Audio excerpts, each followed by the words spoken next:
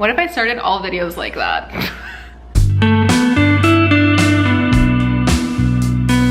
Welcome back. I just finished filming my July reading wrap-up video, and I made the impulsive decision halfway through filming it that I was going to make a new video for my August reading TBR list. Usually I put these together in one video, but I was very chatty today, so the video was getting long. Let me know if you like them split like this or if you prefer both of them in one video. I'm experimenting. So if you're curious what 6 books I read in July that I would recommend to pretty much every single reader, all of these books were 4 stars or 5 stars, I believe.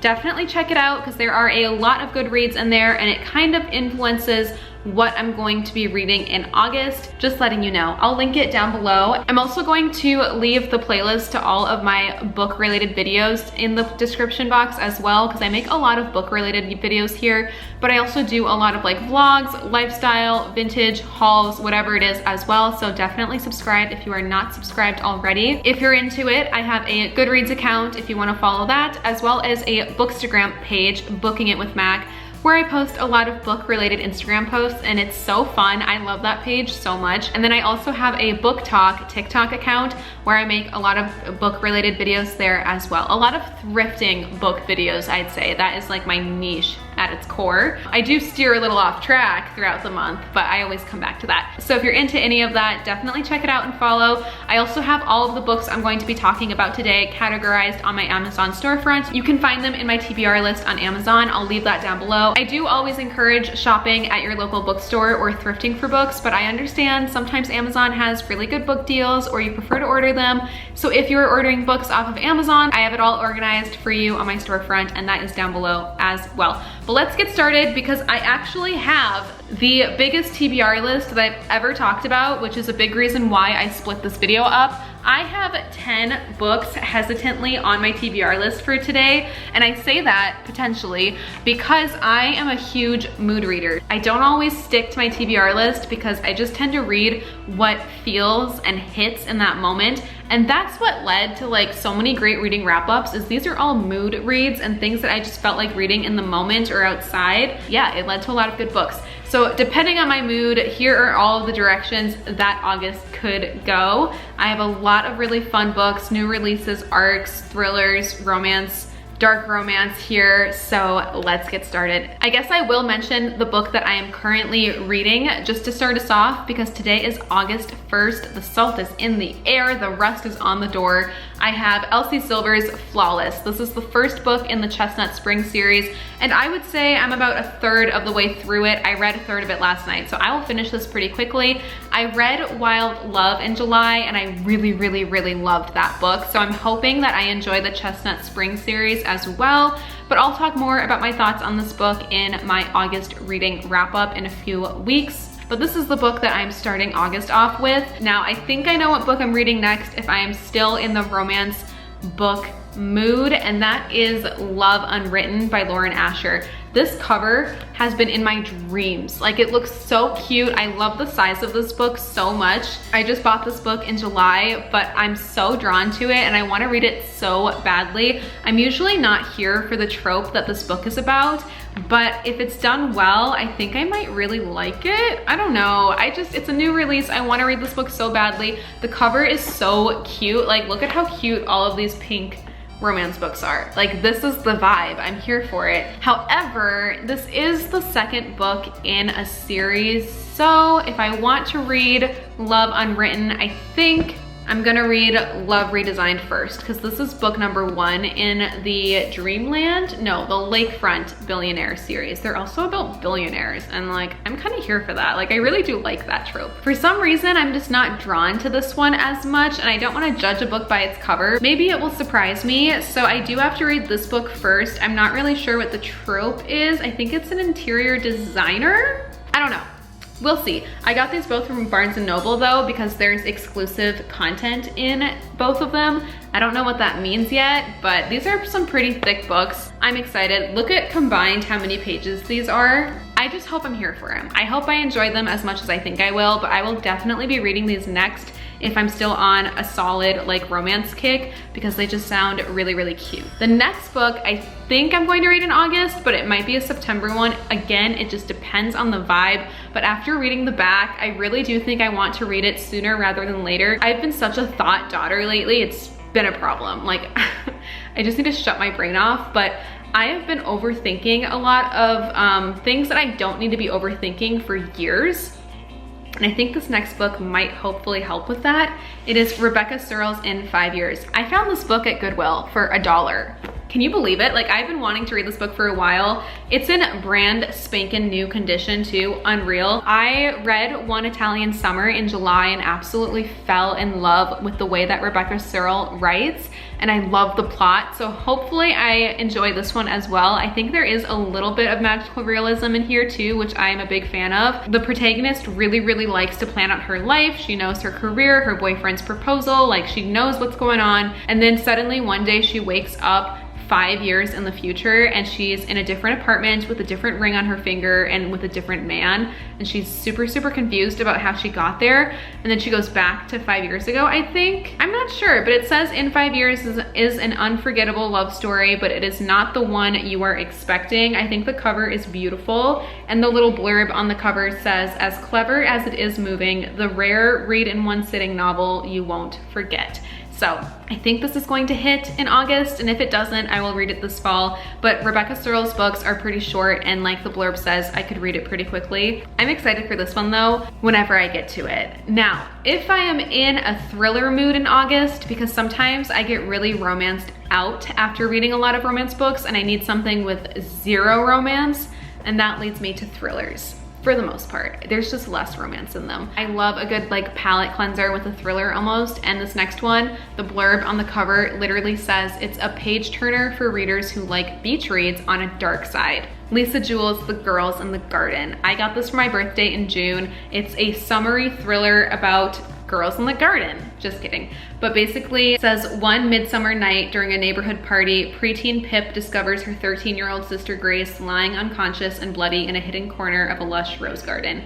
What really happened to her and who was responsible? It's a whodunit. I love Lisa Jewell. I think she crafts thrillers and mysteries so freaking well. I love her writing. She always intertwines the best web, and she knows how to give you just enough details without giving it all away, and she knows exactly how to sprinkle in like twists and what happened. So I'm excited for it. It says it's like a beach read on a dark side, so it sounds like I need to read this in the summer. If I'm in the thriller mood, I will be starting with The Girls in the Garden for sure.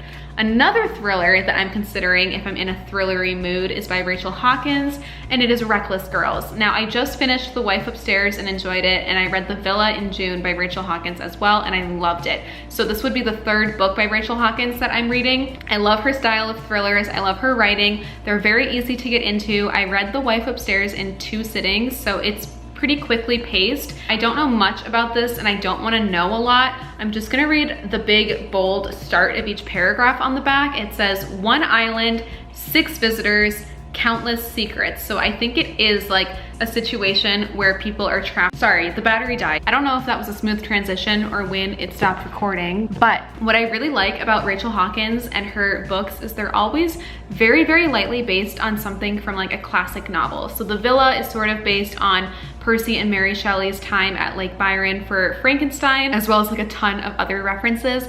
And then The Wife Upstairs is very loosely based off of Jane Eyre, and it says on the back that this is a spine-tingling reimagining of an Agatha Christie classic. So I do enjoy that element of her books. I think it's really, really fun that she does that. This is definitely screaming summer, so I do want to read this in the summertime, meaning I have to read it in August as well, if my mood reading takes me there. If I'm in a dark romance mood, the next dark romance book that I have been wanting to read, but I just haven't been in the mood for like,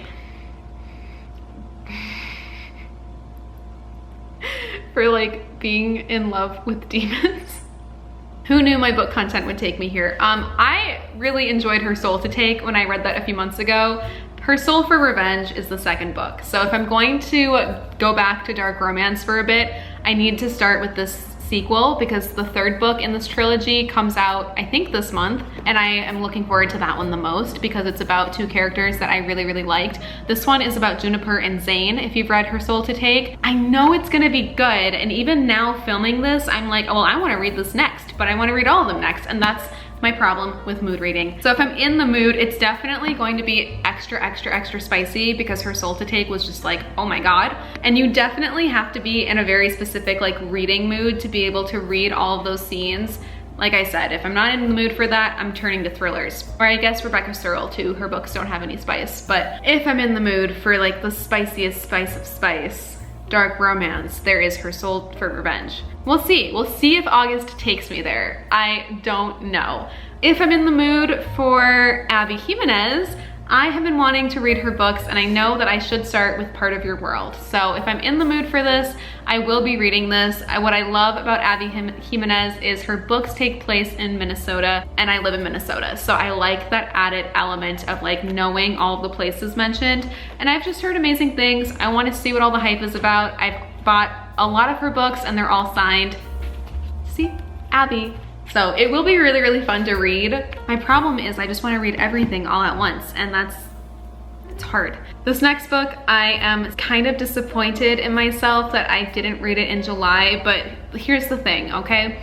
I have to be in a very specific mood to read this book, right? I need to be paying attention, I need to be in the right headspace, and the month of July was a very different headspace. I want to savor this book. I don't want to read it just to read it. It's gonna get a lot of hype within the next month or two, so I want to read it soon. I don't know. It might take me a little bit longer to digest as well, and I don't want to like read quickly through it. But I do really, really want to read it, and I'm still so proud and excited, and I've talked about it a lot, so I'm sorry if this is redundant, but it's Jodi Picoult's By Any Other Name. This book comes out August 20th. I received an ARC copy, and I'm so proud and grateful for that, which is a big reason why I want to read this ASAP. But it's a bigger book, and Jodi Picoult's books are usually filled with like ethical or moral questions and deep thoughts, and you just have to really digest them, and they're a thick plot. Like this will take me probably a week, if not longer, to read than reading like a romance book or Part of Your World. Like it's just a really, really big book, and look at that difference. So that's the biggest reason why I haven't read it yet, but I do really, really want to read it, especially knowing that it comes out in August. I want to be here for it. I want to know what's up. I don't want to have FOMO when everyone is hyping it up. But it's so good. So when you see this on the shelves August 20th, I haven't even read it yet, and I will encourage and recommend that you purchase it and buy this book because I love Jodi Picoult. She's one of my favorite contemporary fiction authors of our time. She's so great. I love it. The next two are also repeat offenders for the month, but if my mood reading takes me there, the first one is Riley Sager's newest book, Middle of the Night. I'm a little bit nervous because I have heard mixed things about this book from a lot of the book creators I follow. A lot of them said that they either really, really loved Riley Sager's other books but DNF'd this one, or it just didn't hit, and that makes me kind of sad because I did really enjoy The House Across the Lake or The House on the Lake by him, but I haven't read his other books, so now I'm scared that this one won't hit. And I went out and I bought a signed copy of this. Like I was really excited for it, and I still am. It's about a missing boy who goes missing in the middle of the night. It's summertime in July. He's having a sleepover in a tent in his like neighborhood yard or something like that, and then in the morning Billy is gone. Yeah, I don't know, it sounds good. Like I want to read it. I think I'm a little bit intimidated because it does also seem, hardcovers always seem bigger and harder to get through. I don't know. I want to read it. I just don't know when. And then the next one, I actually read like one chapter of it, but it just wasn't its time. You know, when you can tell like this isn't the book that I should be reading right now. I don't know when I should be reading it because I want to read it by the pool. Again, repeat offender, you've seen this before. It's Darling Girls by Sally Hepworth. The cover is a pool, so I have to read it by the pool. I've talked a little bit about this in previous book videos, but it's about 3 girls that grew up in a foster home together. They're adults now, but a body was discovered underneath the foster home. That's all I really know. They're questioned about it. I think we're gonna learn kind of what happened in the foster home, and I do wanna read it. I've heard a lot of good things about it. I'm on page 13. It was a good first chapter. I think I was reading 4 books at once in July, not even going to lie, because that's how bad my mood reading got. I was reading this book, Wild Love, One Italian Summer, and Flawless all at the same time, but One Italian Summer hooked me, so I finished that, and then I finished Wild Love. I'm working on Flawless now, and then Darling Girls I will be reading. But those are the 10 books on my radar for August. If I'm going to be choosing a book to read in August, it will probably be one of these. I've never stuck completely to a TBR list though, so we shall see. But these are all of the books that I heavily are prioritizing on my list that I want to read soon. Let me know your thoughts if you've read any of these, or if you recommend any other books based on my preferences, or if these books are also on your list. I would love to know. All I know right now is I'm finishing Flawless and probably reading Love Redesigned next, because I want to read Love Unwritten, and we'll go from there. Stick around though, definitely subscribe. You'll hear me talk about these books next month. So follow the Bookstagram, Book Talk, Goodreads, and you can find all of these books on my Amazon storefront like I said. But happy folklore month, happy August, enjoy this final moment of summer, and I'll see you real soon in my next video. Bye!